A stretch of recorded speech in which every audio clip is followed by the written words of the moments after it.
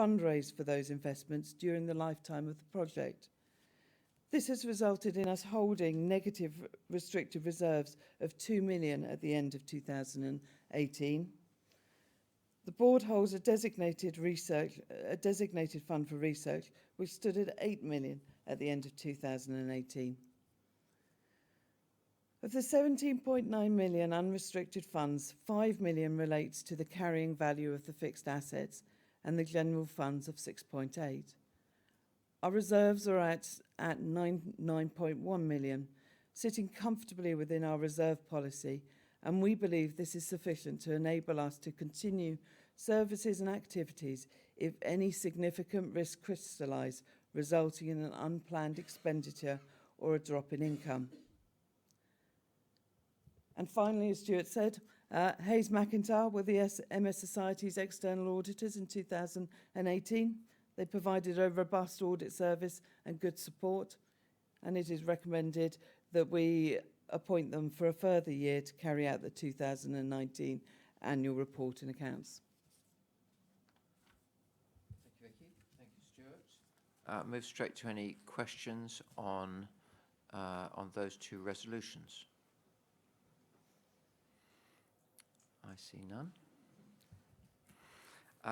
So we'll close voting on that. I think everybody's submitted their forms. So those two resolutions are closed now to voting. That brings voting on all resolutions to a close. We'll now move on to review of 2018 and to 2019, which Nick will provide. Thank you, Nick.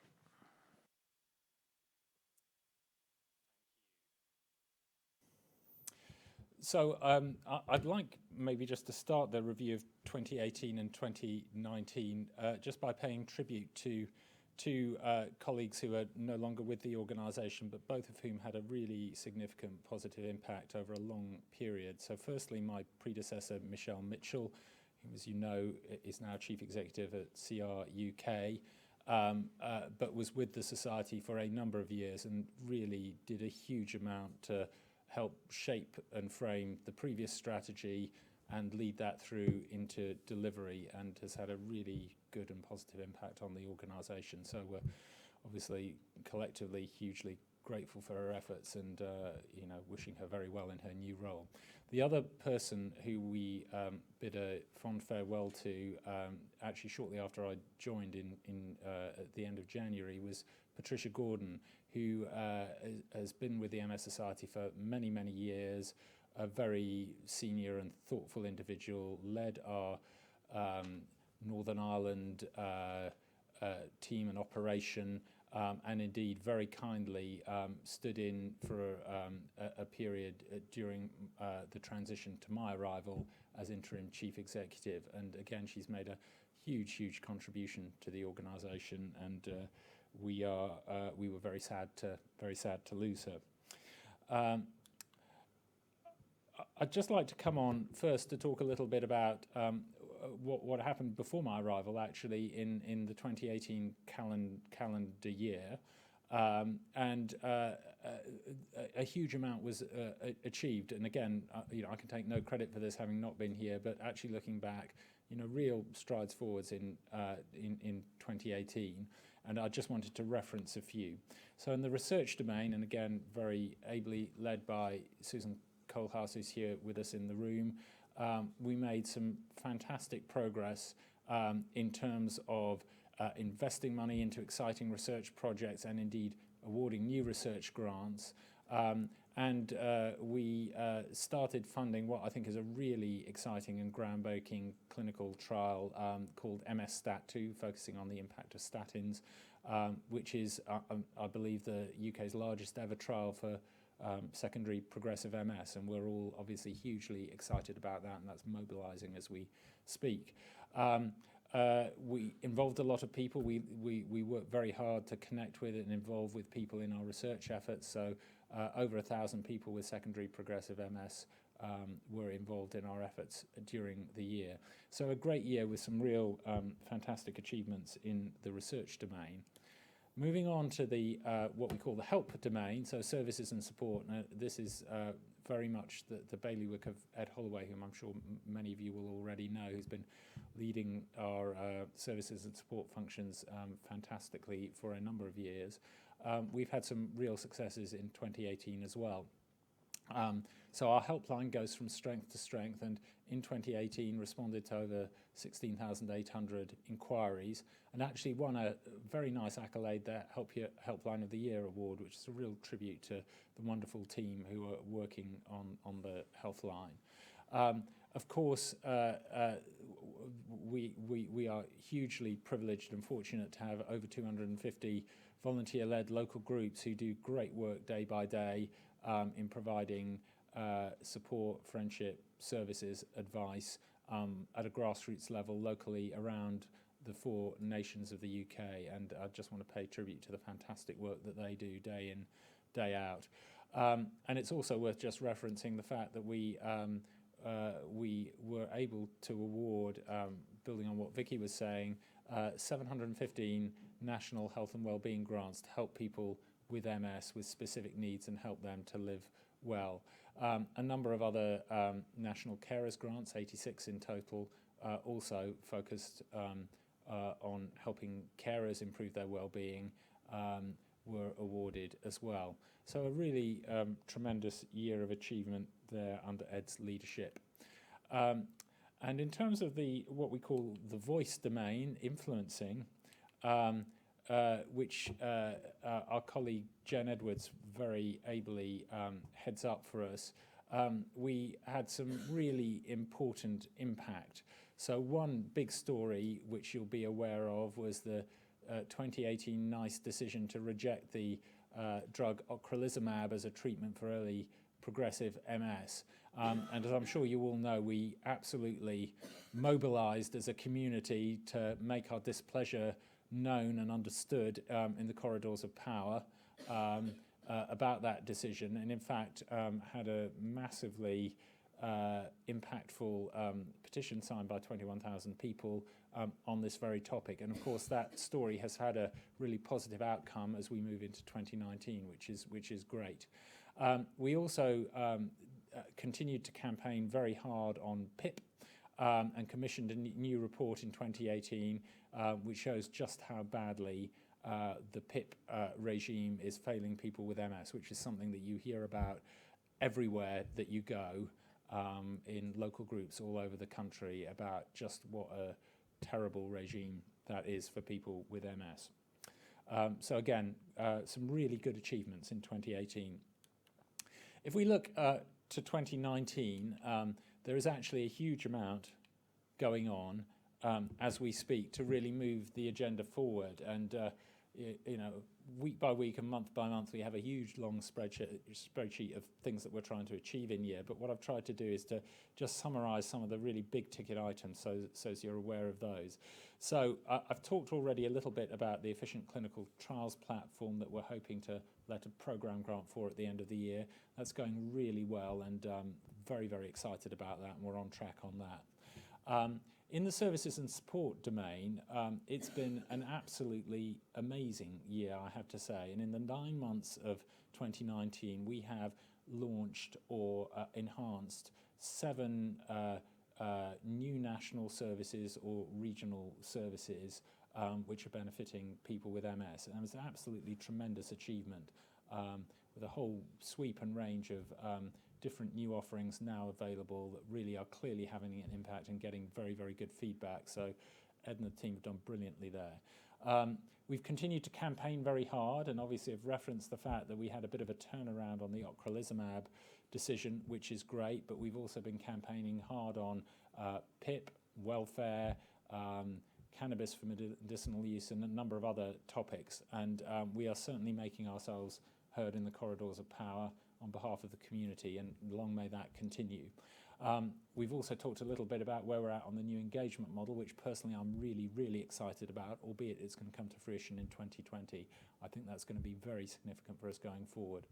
And of course, on the funding side, which Emma Whitcomb, who's not with us today, spearheads for us, supported by Jen Edwards as well.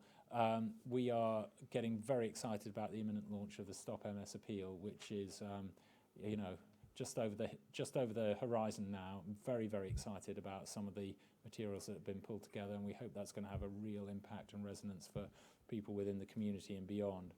And finally, we've been getting to grips with some of the organisational changes that we know we need to make, and much of this work is very ably led by Vicky, who was up here just now. So we've been working on the strategy, which we've talked about. We're doing a lot of work thinking about how, as an organisation, we want to operate, the kind of culture we want to create a really energised and mobilised staff and volunteer group.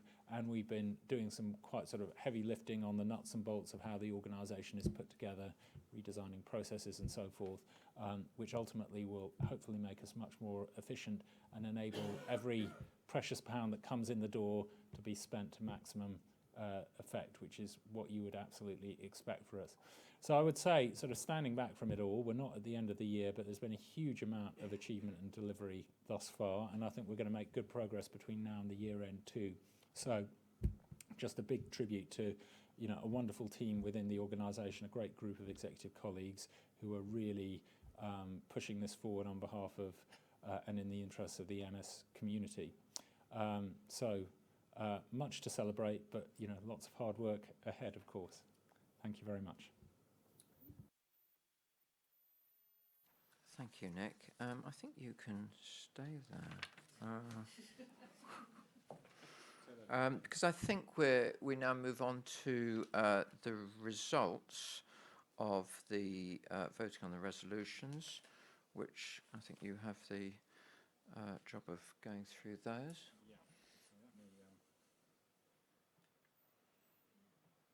Yeah. Is that all right? Good. Well, we'll move in, and if I may, I can just take you through, I hope.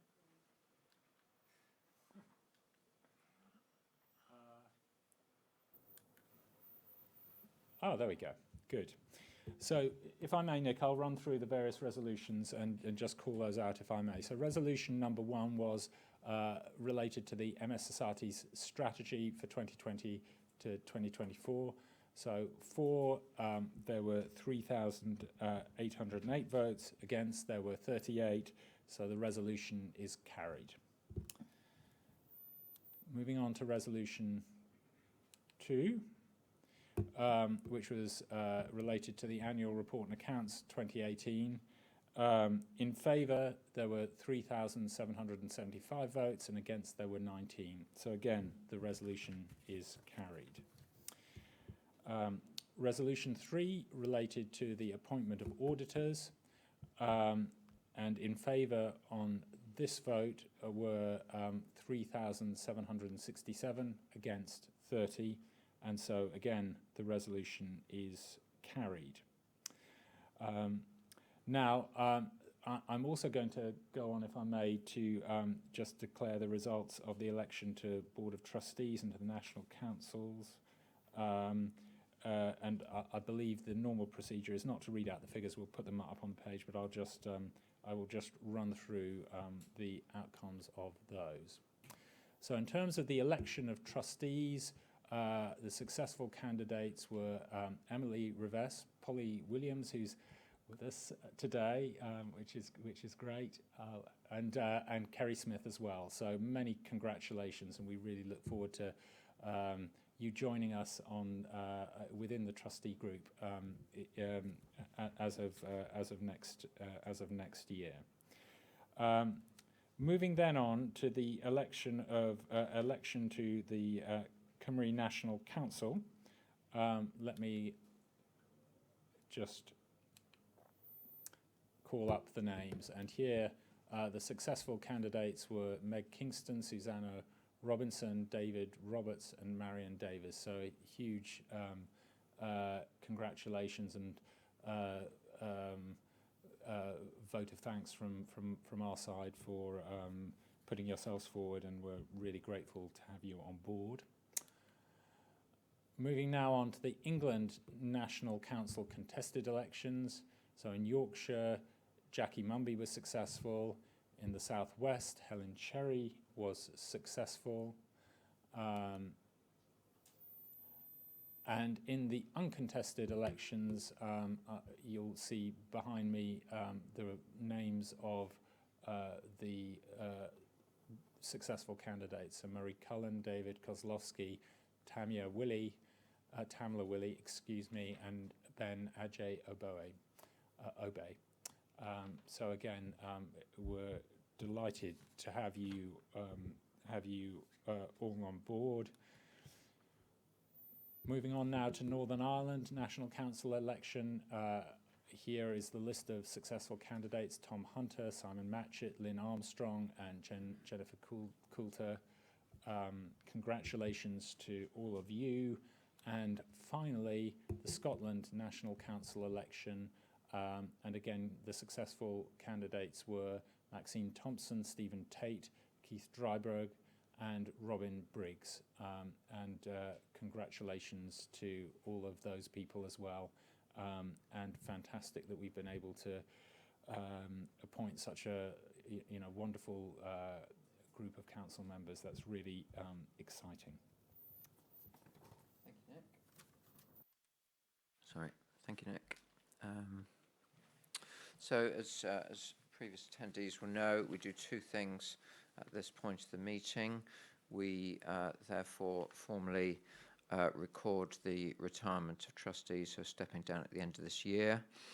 That means this year we'll be accepting the retirement at the end of December of Ruth Hasnip, Darshan Humza and Karen Jones. More informally, it's an opportunity to thank them for their very significant contributions. I would want to say a word on individually on all three. Ruth has been a tower of strength and my vice chair recently, and has made a very significant contribution to many areas. Darshan's joined us for the more recent period, co-opted, and has brought huge new skills and input to the board, and has been very valuable. And Karen Jones had a long history of being very significant in the society, and I know is very anxious to continue to play a part, and we will very much welcome hopefully contributions from all three of them in the future. They've all been tremendous. They're not here today, but I want to extend my thanks formally to them.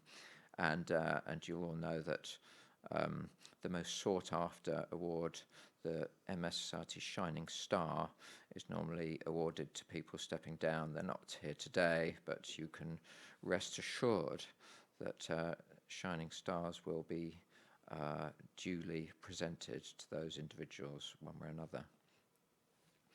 I'd add my congratulations to all of the people joining the board and the councils. Looking forward very much to working with you all. So that's the formal the most formal parts of the AGM. I do have a few thank yous. One is to you for coming here today to take part in the AGM or joining us by webcast, as it's very important to hear your views. And I would emphasise this is only, one very small way that we hear your views. There's an awful lot of other ways, as Nick has talked about. Secondly, the electoral reform services for conducting our ballot. And to conclude, I'm now going to hand over to Mary Douglas, to offer a vote of thanks. Mary became chair of the Scotland National Council back in 2015. Thank you, Mary. Thank you. Good afternoon, everybody. What a year to be invited to give the vote of thanks. As I was preparing this, we were, and still are, waiting to hear about possible Brexit outcomes, and a general election might be imminent. But sadly, either or both of those I don't think will, which will significantly impact on the charity sector, but not for the better, I fear. So I think there's a big, a lot of changes to come. But despite all these unprecedented upheavals, the MS Society, through its Board of Trustees, executive team, staff team, national councils, volunteers and supporters in all the nations, has managed to stay united and focused on its aims and objectives, achieving a huge amount in the fight against MS and supporting people affected by MS. Please keep going. Your dedication is greatly appreciated by all, so thank you very much. The Society's got much to be thankful for this year.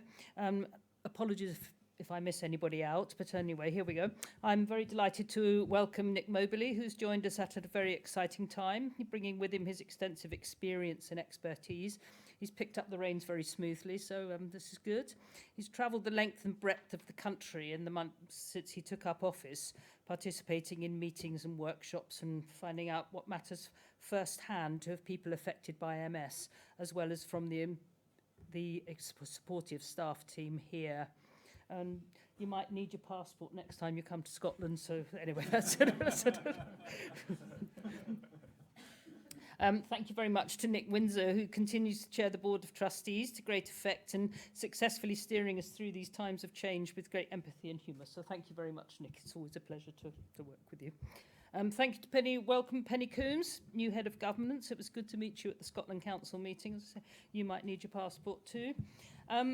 I'd like to say a special thank you to Philip Gamble, who resigned as chair of the England Council earlier this year. He did a great job, and now that Jackie has been re-elected wherever she is, you'll be carrying on as the new chair, so thank you for that. Yeah. As already mentioned, Ruth Hasnett, the vice chair of the Board of Trustees, leaves us at the end of the year, as does Hugh Roberts, who is the chair of the Welsh Council, and I want to thank them both for their commitment and hard work. Thank you to everyone who stood for election and re-election to the Board of Trustees and National Councils. For those that were successful, I'm sure you'll find the work very rewarding. And for those that weren't, please consider other volunteer roles. There's always a huge amount to do, and whatever your interests are, I'm sure you'll find something. Without the continued work and commitment of the thousands of volunteers across the country who support the MS Society in so many creative ways, we would not be able to function as effectively. The 2019 AGM draws to a close, to be immediately followed by the launch of the public phase of the Stop MS appeal. Thank you to all those involved in this ambitious project.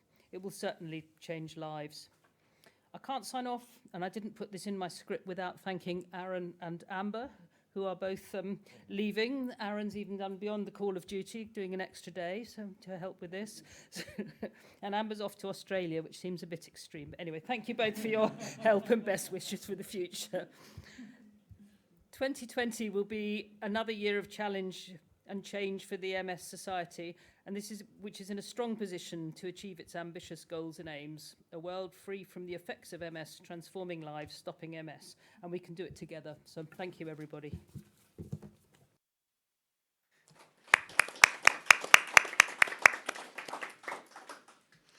Thank you, Mary. That concludes the formal business of the AGM, which is required legally and under our constitution, and I formally declare the Multiple Sclerosis Society 9th Annual General Meeting closed.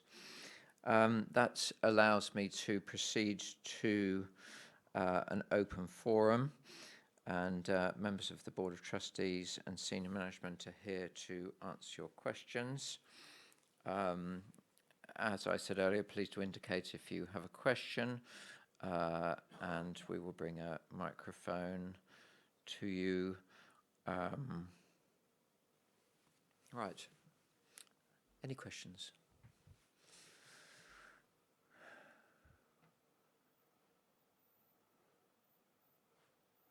All very quiet. Well, we can have discussion over lunch, slightly early. So once again from me, thank you very much for your attendance, and look forward to chatting to you over lunch next door. Meeting closed. Thank you.